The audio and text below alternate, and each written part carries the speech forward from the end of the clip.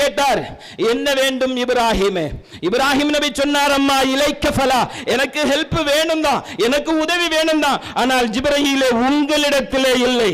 ஜிப்ரீல் சொன்னார், அல்லாஹ் தான் என்னை அனுப்பினான், அல்லாஹ் தான் வர சொன்னா, உங்களுக்கு என்ன வேணும்னு கேட்டான். இப்ராஹிம் நபி அவர்கள் சொன்னார்கள், இப்ராஹிமுக்கு என்ன வேண்டும் என்று இப்ராஹிமை விட இப்ராஹிமை படைத்த இறைவனுக்கு தெரியும். எவ்வளவு ஈமான் பாருங்களேன், எவ்வளவு ஈமான் பாருங்களேன். கீழே விழுந்து கொண்டிருக்கிற அந்த நேரத்தில் கூட ஜிப்ரீல்ட்ட ஹெல்ப் கேட்காம அல்லாஹ் தான் அனுப்புனான்னு சொன்ன உடனே அல்லாஹ்வுக்கு தெரியும்பா எனக்கு என்ன வேணும்னு.